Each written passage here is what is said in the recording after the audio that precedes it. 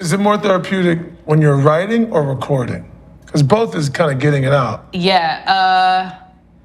Or which one do you enjoy more? That's a great question. I don't feel like anyone's ever asked me that question. That's what we do on the shop.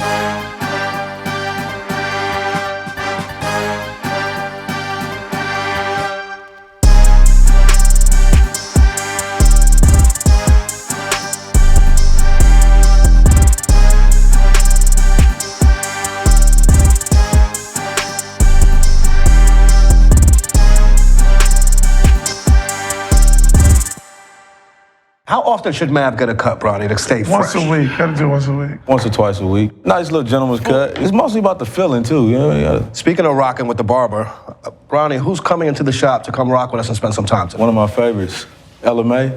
Wow. Ella Mai. Pull it up. Yeah. Hi. Hi, there she is. What's up? Hi, how are you guys? What's up, Ella? What's great. How are you? Making sure I don't fall. Hold on. I love All right. those shoes, by the way. Thank Welcome. you. I don't really wear heels, so like when I do, I have to just make Really? sure. Yeah, no. I would pick trainers, sneakers every day. Trainers. We get Trainers. sneakers, trainers. I'm from Ohio. We actually say this is gonna fucking confuse you. Tennis shoes. These are tennis shoes. Those are tennis shoes. Basketball shoes are tennis shoes. Any sneakers or tennis What are shoes? actual tennis shoes? Like if you play tennis. Yeah, see, in England they're very literal. So if you say tennis shoes, it means shoes you play tennis in. Yeah. But you grew up London and New York. But if I ask you, are you a New Yorker or a Londoner? If I had to push you and you had to pick one. I mean, I would say I'm a Londoner for sure, but Really? I definitely do claim New York as well.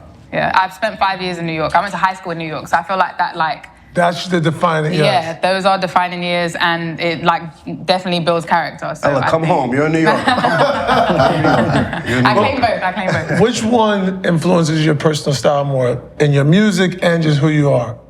Oh, it's Because when hard I to was in the choose. music, I would have thought you were New York or in Atlanta. You could have told me you were from Really? Atlanta. I didn't know till I heard you speak. You can't hear it in the music. Yeah, no, Honestly. I feel like there's a lot of people don't know that I'm from London because obviously when I sing, you can't tell. But I think both definitely influence. I think if I didn't live in New York, like I wouldn't even understand American culture the way I understand it from living there for 5 years and going to high school there.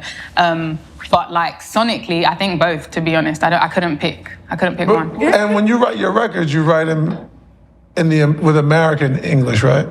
Or do you ever put? I mean, it depends. I feel like when I write on my phone nowadays, but Really? yeah, I don't really.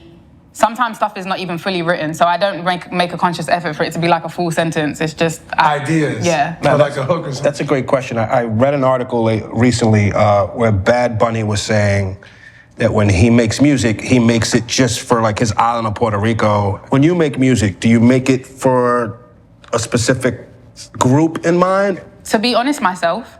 I feel like for me personally, like for the most part, not all the time, depending on like the day or whatever mood I'm in, but like a lot of my last album is really just like it felt like therapy sessions almost to me. dope. So, but the good thing about that for me is that a lot of my fans are the same age as me. I feel like we pretty much have in Growing the last together. 5 years, grown together. So like me speaking to myself is speaking probably to a lot of women and even men who are my same age, I feel like. So. But is it more therapeutic when you're writing or recording? Because both is kind of getting it out. Yeah. Or which one That's do you a great enjoy question. more? I don't feel like anyone's ever asked me that question. That's what we do on the shop. That's the point of coming on the shop. That's what we do here. I think recording it. Really? Yeah, I think. I would have thought like penning it, like writing is like you're pouring it out, but. Do you know what? When I first started writing music, I actually would physically write in a notebook, and I feel like that probably was more therapeutic at the time. But now I'm lazy, and it's just quicker to write on my phone. So I think actually singing it is probably When you better. go to the studio, you might, to your point, you don't have a full flushed out song. How do you get into the full songs the final product? Sometimes I'll go in and have nothing and just listen to a bunch of beats. And like most of the time we'll start with the hook because that's the easiest thing to build around. Once you have the hook, you know what you're speaking about, you know what you're trying to get to, right? The point of the song. And then, so I might like write the hook and then go and record the hook and come back out and write the verses, then go and record the verses. Everybody loves R&B, but like every 10 years, there's like this one song that becomes like the male anthem, like Fantasia, When I See You. In the moment, when you made Boo'd Up, did you think that you would have some of the toughest guys everywhere, screaming at the top of their lungs, singing that song. Not in my wildest dreams, I promise you. I had no clue. I don't think any of us had any clue. Like, I think at the time when I recorded Boot Up, because Boot Up was out for a year before it like popped, because I released it on an EP, and next thing you know, it was like the #1 Shazam song, and then all of a sudden it was just what it was. But none of us, I was trying to push a different single at the time. I had no clue. That's why they always say music is the only international language. Like, Boot Up, you can go places people don't even speak English. We've talked about like language barriers, people knowing, you know, your English, whatnot. You performed in Asia, right? Like, what was that like? Insane.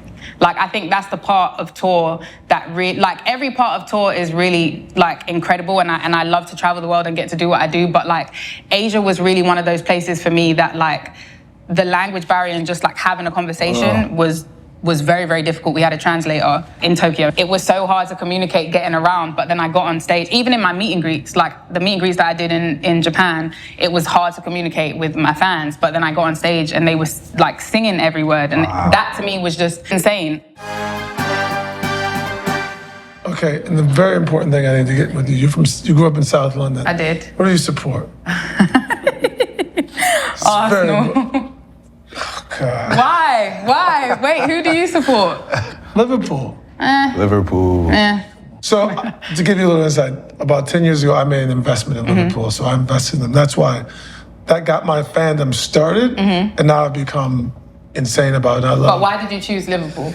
I chose Liverpool because I made a deal with the guys who had just bought Liverpool. Okay. And I was making a business arrangement with them, and as a part of it, I invested with them in Liverpool. But you're starting to do investments now, by the way. I was reading. What's that been like? You're new to it. Yeah, it's a lot. Like, I will say I'm definitely a beginner, and I definitely was never obviously ever taught about financial literacy. Nobody in your family taught No me one. too. I'm the first one. So like, it's definitely been hard. I think learning things as an adult, I always say learning and unlearning things as an adult is so much more difficult than learning as a child. Like, you just pick up stuff, obviously. But I enjoy it. I really enjoy it, but I'm still learning. Are you going slow? Very slow. I'm very conservative.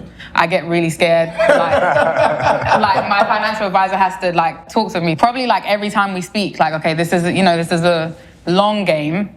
Like, for me, if I see anything dip, if I see anything dip, I'm like, take my money out. Let me say, you can't check daily. Don't do that. Well, I stopped now. Insane. I stopped now. But when I first started, that's what I would do. Because I don't know, that's what I felt like I should do. Yeah, no, it was driving me insane. I was like, I don't think I want to do this. Like, I feel like I'm losing way too much money too quickly. Like, and I don't gamble. I'm not like I like to keep my money, but then obviously I also understand that it's a long game now, so I don't do that anymore. But I'm very conservative. Just like your career will be a long game too. God willing, yes. All those, God willing, bunch more hits. So, Ella, thank you for coming to the show. Thank you for having me. Absolutely. We loved it. Been great. Cheers to the long game. Cheers. Cheers. And all of her Cheers. investments going one direction, up and to the right. Cheers.